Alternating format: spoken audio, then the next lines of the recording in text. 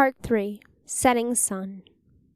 Haruto's eyes widened. He was shocked to see the pink-haired girl in front of him. He hadn't gotten a good look at her when she entered Professor Elm's lab, but this girl had to be her.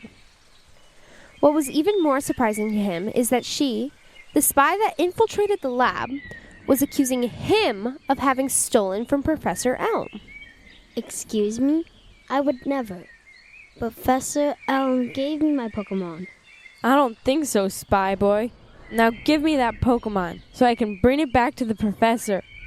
Haruto raised an eyebrow. What did you just call me? I'm not a spy. Fire Edge! Go! The girl tossed out a Pokeball and a Cyndaquil emerged, ready for battle. Chikorita was already out and Sentret, having just been caught, was in no condition to battle. Haruto pointed forward at the Cyndaquil, and then both he and the girl shouted out commands to their Pokemon at the same time. Fire Edge! Tackle! Both grass and fire Pokemon charged toward one another and collided. The world shook with an explosion of thunder. Haruto was suddenly getting drenched in a downpour of rain. The boy looked up at the sky, confused. The distraction would have provided an opportunity for the girl to have her Cyndaquil get the upper hand, but she too was distracted by the sudden change in weather. Remembering they were in a battle, both trainers commanded their partners to tackle again. When they collided the second time, the rain stopped just as suddenly as it had started. What the? Haruto swiped rainwater off his face and shouted at his Chikorita to tackle a third time. It was all he really knew how to do. Both he and his partner were inexperienced in battling.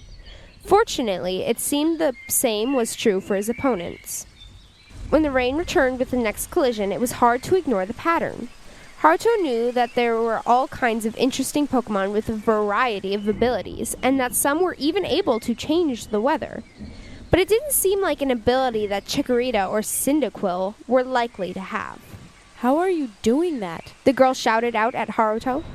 The boy had begun wondering if his opponent had another Pokemon nearby that was creating the rain. It was the only other explanation he could think of at the time, but the girl's question collapsed that theory. Me? I'm not doing anything. The Chikorita and Cyndaquil continued to tackle one another, and each time the weather flipped from sunny to stormy to sunny again. Both Pokemon seemed evenly matched, and it was clear the battle would be decided by which one could endure the longest. Soon, both Pokemon were breathing heavy, and Haruto was sure that the end was upon them. One more tackle or two, and one, or maybe even both, would be defeated.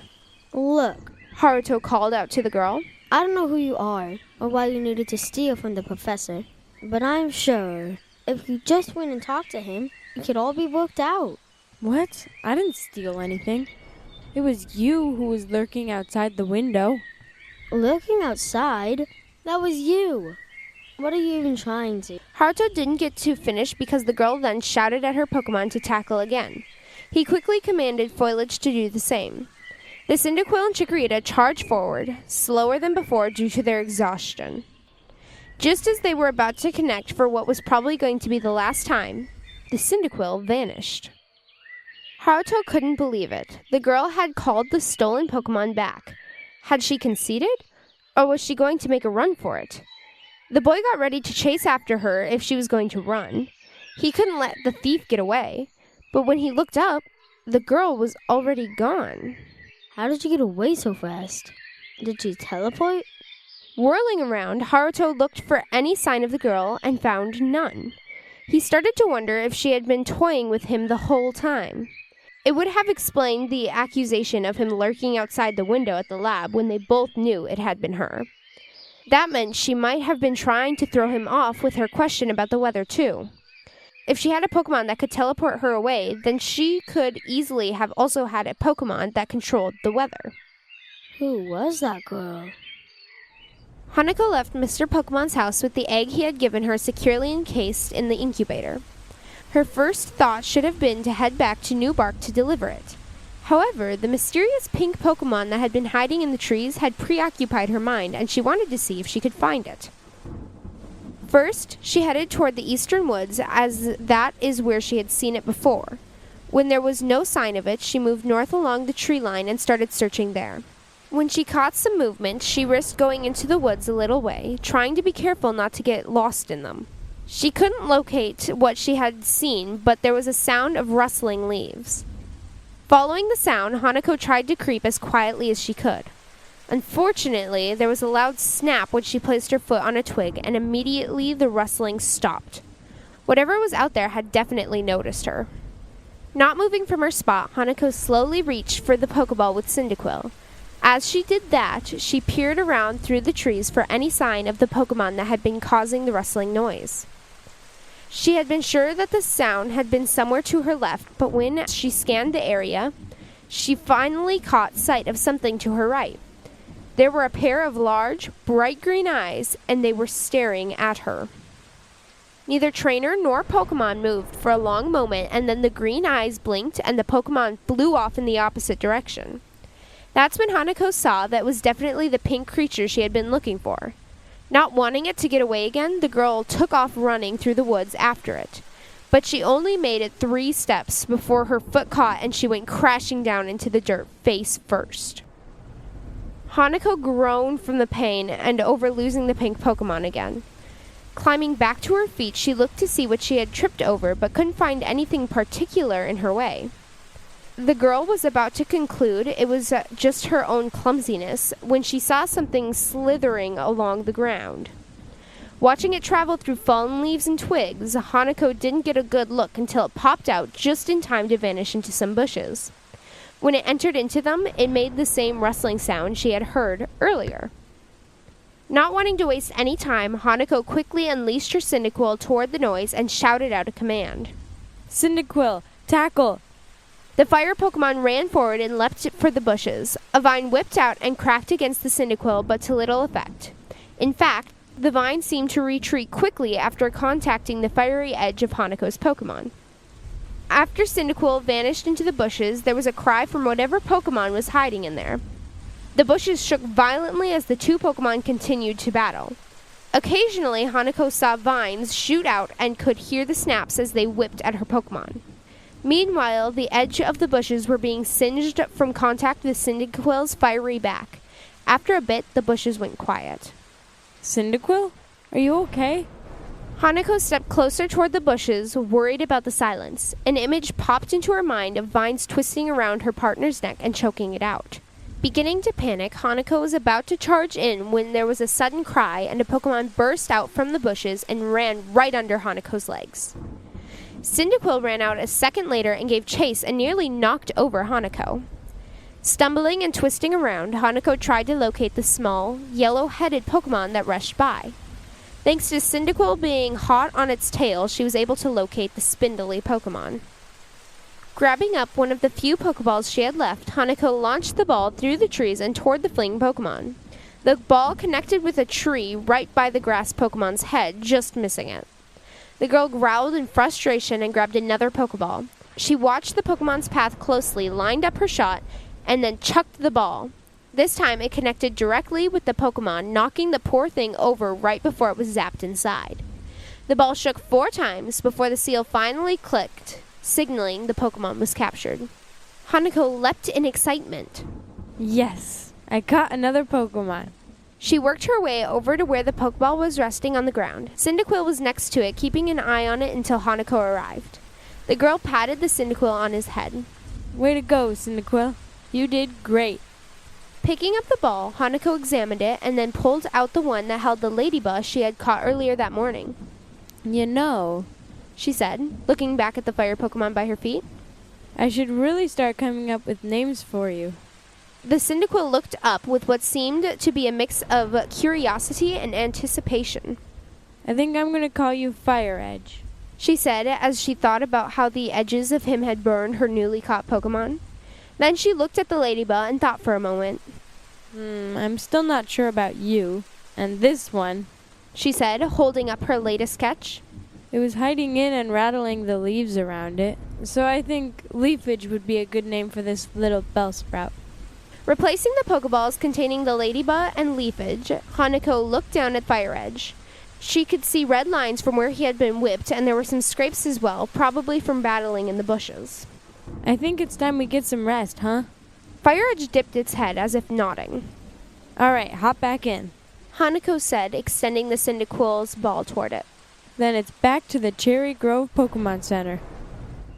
After the battle with the girl at the border of Cherry Grove City, Haruto's Chikorita needed some rest. His recently caught Sentret would need it too after foliage had worn it down. On his way, he stopped a passerby to make sure he had the right directions to Mr. Pokemon's place. Hey, do you know if Mr. Pokemon lives on the route north of here? Oh, on Route 30? Yes, well, sort of. He lives near the edge of the woods. Oh, alright. Thanks. Sure thing, mister. Once inside the Pokemon Center, Haruto dripped across the floor on his way to the counter to hand over the Pokemon. The nurse gave a curious look at the boy's drenched clothes, clearly wondering how he had ended up in such a state. Not wanting to try and explain the odd weather he had encountered in his battle, Haruto just left the Pokemon with the nurse and went to find a room to clean up in. After a shower, the boy changed into some dry clothes. He was tired and the bed in the room tempted him to get some rest. But after his detour to a dead-end route and the battle that held him up, Haruto felt like he needed to make up some lost time. When Haruto arrived back at the Pokemon Center desk and collected his 2 Pokemon, he could see that it was getting dark outside. He thought he could hear thunder rumbling in the distance too, suggesting a storm was coming. However, it seemed to have already arrived when he stepped outside. Thunder roared, lightning lit up the night, and heavy rain drenched the boy once again. Just great. Haruto groaned. And then suddenly the rain was gone, along with the thunder and lightning. Haruto looked up and saw a clear evening sky with a few stars just becoming visible. What just happened? The fact that he had just been soaked again and it was getting late, Haruto was reconsidering his choice not to get some sleep at the center before continuing his journey. But he still felt the need to catch up after the detours and distractions, and, chances were, the weather would just hit him again if he tried to start afresh another time. Leaving town, Haruto tried to remember what the passerby had said about where Mr. Pokemon lived. His thoughts were almost immediately interrupted as a strange face dropped right down in front of him, startling the boy into falling backwards onto the ground. Given a little distance, Haruto recognized the Pokemon, and he quickly threw out his Pokeball. Go, foliage, tackle! The grass Pokemon emerged and obeyed instantly. It launched itself at the dangling creature and knocked the green thing up into the air. The bug Pokemon swung back down, still attached to its thread, and smacked right back into the Chikorita, freaking it out. Alright, foliage, try Razor Leaf. The Chikorita hunched down and took aim at the thread its opponent was dangling from. She launched sharp-edged leaves upward, cutting the thread just as the bug Pokemon swung forward, dropping it hard into the tall grass. Foliage took the opportunity to land another tackle. Okay, now stand back, foliage. The Chikorita obeyed, resisting the impulse to tackle the bug a third time. Haruto threw a Pokeball at the bug Pokemon, and it was instantly zapped inside. It took a few shakes before the lock clicked and signaled to Haruto that he had now caught a Spinarak. Good work, foliage. The grass Pokemon simply rolled around in the tall grass as it seemed fond of doing. Haruto grinned, happy she was enjoying herself. He only let her play a little longer before beckoning her to follow. Come on, it's getting dark. Let's go find Mr. Pokemon. When Hanako arrived at the Pokemon Center, it seemed the rain was letting up a bit. Wet and tired again, she turned her Pokemon in as before, cleaned up, and got some sleep. She was sure that the dissipating rain meant the storm would be over in the morning. It wasn't. It was hard for Hanako to tell if it was the return of the rumbling thunder or her own grumbling that she heard as she stormed down to the lobby. Wind was howling outside and the rain near horizontal in its movement. Lightning would sometimes flash so rapidly it would create a strobe effect. I should have just kept going yesterday. Hanako mumbled to herself as she waited for her Pokemon at the desk. When the nurse delivered Hanako's Pokemon, she tried to warn her against going out into the storm. But Hanako had already taken up enough time getting the egg, and she really wanted to get it back to Professor Elm. Besides, it didn't seem the weather was ever going to cooperate for her. Once she was reunited with her trio of Pokemon, Hanako left the center and didn't even bother with an umbrella. There was no way it would block out even half the rain, and the wind was so strong it would probably have stolen it right from her hands. Instead, Hanako put her head down and trudged forward. There wasn't anyone else outside in town. So when Hanako spotted someone at the edge of town where she was headed, it surprised her. As she got closer, she was shocked to see the curiously dry person had green hair just like the spy back at Professor Elm's lab. She narrowed her green eyes and pointed at the Chikorita he had beside him. It was you! You stole the professor's other Pokemon. Hanako hadn't gotten a good look at the spy back at Elm's, so she couldn't be sure if it was him just by the green hair. However, he did have a Chikorita, which was one of the other Pokemon that had been at the lab. Then the boy also looked really scared that he'd been discovered. That proved his guilt. Excuse me? I would never. Professor Elm gave me my Pokemon. Hanako scoffed. I don't think so, spy boy. Now give me that Pokemon, so I can bring it back to the professor. What did you just call me? I'm not a spy. Fire Edge! Go! Hanako, noting that Chikorita was weak to fire, tossed out her Pokeball with her Cyndaquil inside. It emerged ready for battle, and the girl still had 2 more Pokemon at the ready, should she need them. Hanako pointed forward at the Chikorita, and then both she and the boy shouted out commands to their Pokemon at the same time. Fire Edge! Tackle! Both fire and grass Pokemon charged toward one another and collided. The world shook with an explosion of thunder. The rain that was dumping on Hanako suddenly stopped. The girl looked up at the clear, sunny sky, confused. The distraction would have provided an opportunity for the boy to have his Chikorita get the upper hand, but he too was distracted by the sudden change in the weather. Remembering they were in a battle, both trainers commanded their partners to tackle again. When they collided the second time, the rain resumed just as suddenly as it had stopped. What is going on? Hanako swiped rainwater off her face for all the good it did her, and shouted out at her Chikorita to tackle a third time. It was all she really knew how to do. Both she and her partner were inexperienced in battling. Fortunately, it seemed the same was true for her opponents. When the rain stopped with the next collision, it was hard to ignore the pattern. Hanako knew that there were all kinds of interesting Pokemon with a variety of abilities, and that some were even able to change the weather. But it didn't seem like an ability that Cyndaquil or Chikorita were likely to have. How are you doing that? The girl had begun wondering if her opponent had another Pokemon nearby that was turning the rain on and off. It was the only other explanation she could think of at the time. Me? I'm not doing anything. The boy shouted at Hanako. The Cyndaquil and Chikorita continued to tackle one another, and each time the weather flipped from stormy to sunny to stormy again. Both Pokemon seemed evenly matched, and it was clear the battle would be decided by which one could endure the longest. Soon, both Pokemon were breathing heavy, and Hanako was sure that the end was upon them. One more tackle or two, and one, or maybe even both, would be defeated. Look, The boy called out to Hanako. I don't know who you are, or why you needed to steal from the professor, but I'm sure if you just went and talked to him, it could all be worked out. What? I didn't steal anything. It was you who was lurking outside the window. Lurking outside? That was you. What are you even trying to? Hanako didn't let the boy finish and shouted at Fire Edge to tackle again. The boy quickly commanded his Chikorita to do the same. The Cyndaquil and Chikorita charged forward again, slower than before due to their exhaustion. Just as they were about to connect for what was probably going to be the last time, the Chikorita vanished. Hanako couldn't believe it. The boy had called the stolen Pokemon back? Had he conceded? Or was he going to make a run for it?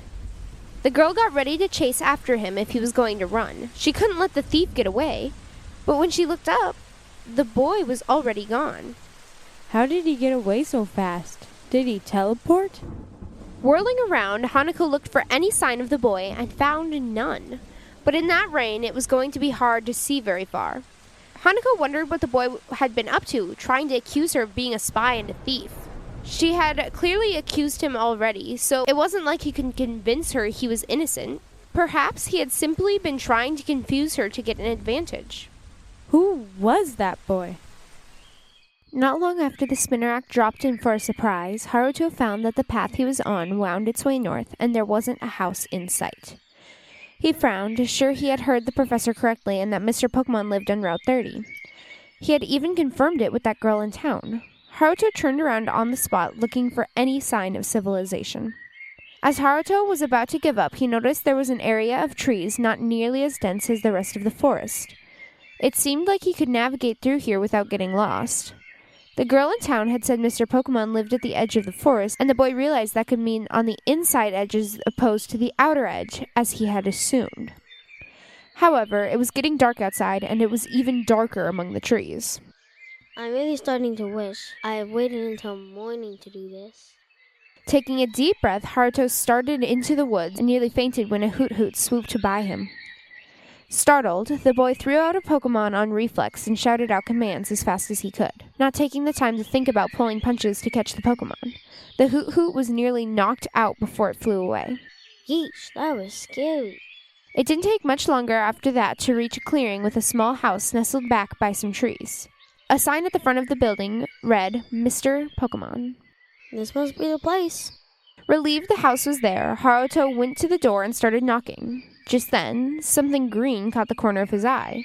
Glancing over to the woods, he found it easily because it was glowing in the dark, and, if he wasn't mistaken, the green creature hiding behind a tree was the same Pokemon that he had tried to catch earlier in the day. So, we meet again.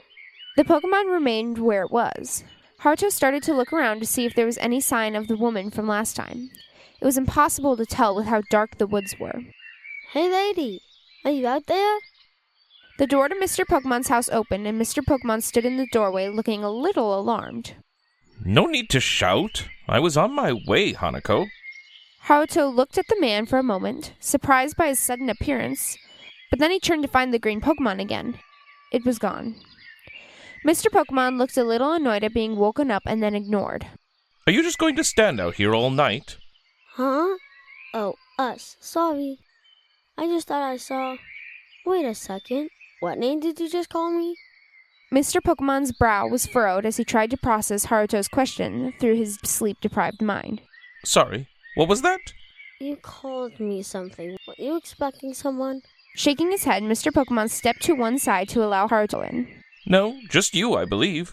Professor Elm said he was sending a new trainer my way. I assume that must be you. Haruto, right? Haruto frowned, very confused by what was going on and having trouble focusing due to his mind being preoccupied by the Pokemon he had seen in the woods. Yes, I'm Haruto. The professor said you have something that I need to pick up. Once Haruto was inside, Mr. Pokemon shut the door and yawned as he made his way across the room. Very good. I'll grab it right now. Without stopping, he called back to Haruto and asked, You did bring an incubator, yes? Is that this thing? Haruto asked, holding up the glass container Professor Elm had handed him. Mr. Pokemon peeked over his shoulder to see what he was holding. Yep, that's it. Turning back, yawning again, he pulled something out of a box that had some cushions inside. It was a large, oval-like object with an odd pattern across its surface. And here is the egg to go inside it. Haruto left Mr. Pokemon's house with the egg securely encased in the incubator. His first thought was to head right back to New Bark to deliver it to Professor Elm. However, the mysterious glowing Pokemon he had seen in the trees still took up a lot of his thoughts, and he decided to see if it might still be around. He looked over to where he had seen it before, and when there was no sign of it, he thought he would check the trees behind Mr. Pokemon's house. As Haruto rounded the corner of the house, he was met with an inexplicable sight.